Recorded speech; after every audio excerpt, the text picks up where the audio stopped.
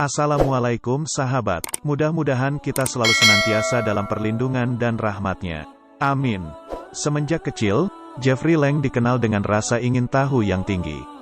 Ia kerap mempertanyakan logika sesuatu, dan mengkaji apapun berdasarkan perspektif rasional. Seperti pertanyaan, "Ayah, apakah surga itu ada?" Tanya Jeffrey kecil suatu kali kepada ayahnya, tentang keberadaan surga. Saat keduanya berjalan bersama peliharaan mereka di pantai. Bukan suatu kejutan jika kelak Jeffrey Lang menjadi profesor matematika. Karena Jeffrey sejak kecil suka dengan ilmu pasti. Sebuah wilayah, di mana tak ada tempat selain logika. Jeffrey Lang, dianugerahi otak yang cerdas, serta keahlian nalar di atas rata-rata remaja seumurannya. Lang yang lahir di Bridgeport, Connecticut, dari keluarga Katolik Roma ini, begitu kritis akan banyak hal. Seperti nilai-nilai sosial, politik, hingga agama. Selama di sekolah tingkat menengah khusus laki-laki di Notre Dame, sebuah sekolah Katolik. Saya diskusi dengan pendeta sekolah, orang tua, dan teman sekelas saya, dan mereka tidak bisa meyakinkan saya tentang keberadaan Tuhan. Menjelang kelulusannya dari sekolah Notre Dame, saat usianya 18 tahun.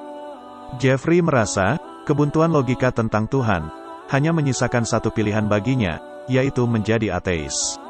Sang ayah yang marah dengan pilihan Jeffrey pernah berkata, "Jeffrey, pada saatnya nanti, Tuhan akan membuatmu tertunduk."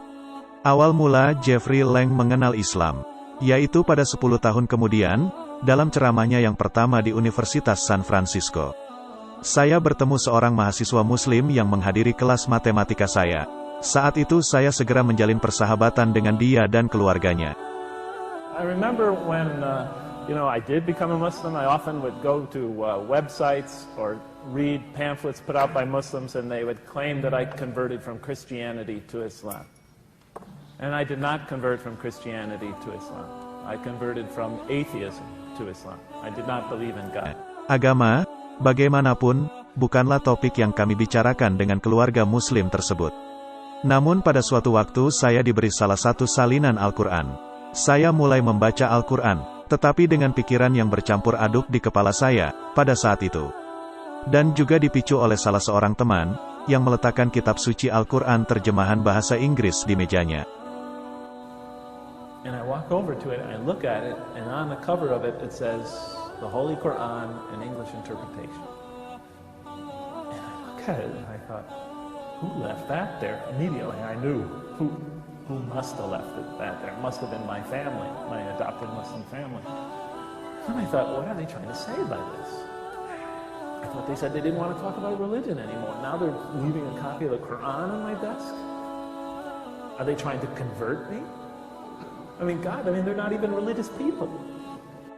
Dimulai dari membaca surat Al-Fatihah. Jeffrey mulanya merasa, bahwa ayat-ayat dalam surat ini hanyalah sebagai puji-pujian. Layaknya kitab Mazmur dan Alkitab. Sampai di penghujung ayat, ia menemukan kalimat doa meminta petunjuk. Dirinya merasa sedang dipermainkan ketika membacanya, dan berasumsi bahwa Al-Quran adalah buatan manusia. So now, I'm sitting in my apartment, and nothing to read, and I'm looking around, and I look over, and there on my table, side table, is an English interpretation of the Holy Quran. So I pick it up and think, why not? I'll read a few pages, I'll get bored, I'll put it down. Maybe lucky, hopefully it'll bore me to the extent that I'll go to sleep. No, seriously, I wasn't expecting much. Although, some scriptures I had read were very beautiful, I had beautiful stories. So I thought, maybe the stories, the myths, etc. will be interesting. Manusia diturunkan ke bumi bukan untuk menjalankan tugas mulia. Mereka diturunkan ke bumi sebagai hukuman. Karena dalam tradisi agama yang saya tinggalkan dulu, begitulah kisah ini disampaikan. Maka penulis Al-Quran pastilah keliru. Papar Profesor Jeffrey Lang. Profesor Jeffrey terus mencari tahu, mengenai alasan diutusnya manusia ke muka bumi. Ia sangat tertarik akan hal itu. Terlebih ada sebuah pertanyaan dari malaikat kepada Allah yang sama dengan pertanyaan yang membuat Jeffrey menjadi seorang ateis. Lalu para malaikat berkata, "Apakah engkau hendak menjadikan orang yang merusak dan menumpahkan darah di sana?" Sementara kami, senantiasa bertasbih memuji dan mensucikan nama-Mu.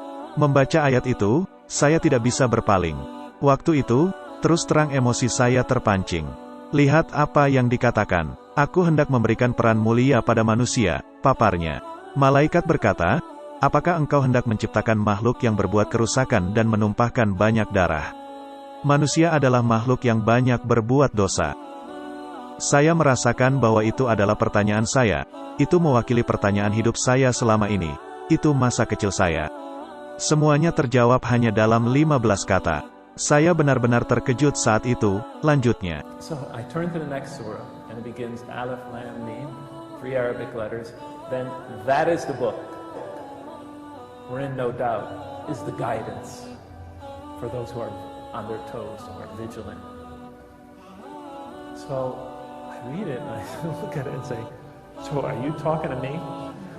And I thought, the author has a very interesting style.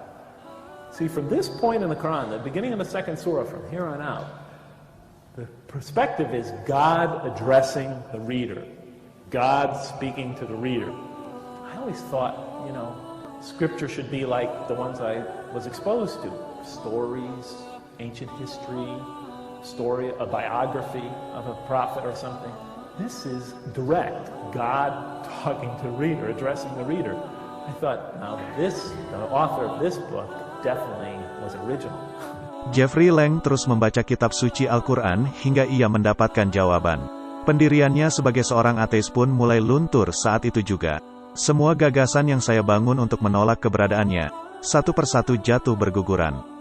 Selesai membaca Al-Quran, saya tidak punya argumentasi untuk menentang keberadaan Tuhan, kata Jeffrey. By the time I had finished the Quran, all the arguments I had against the existence of God, all the premises I had built against His existence, one by one, I saw them falling apart. So by the time I finished the Quran, I had no more argument against the existence of God. Jeffrey bahkan mengaku menangis selama 20 menit layaknya seorang bayi, ketika selesai membaca surat Ad-Duha. I remember reading the surah, Wad-Duha, Wal-Layli idh saja, ma wadda'aka rabbuka.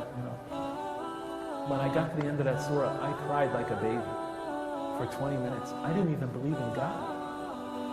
And it brought me to tears.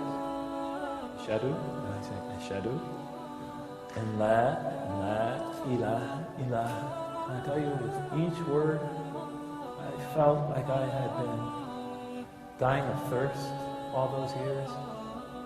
And with each word of the Shahada, it felt like somebody was dripping a drop of water into a parched throat.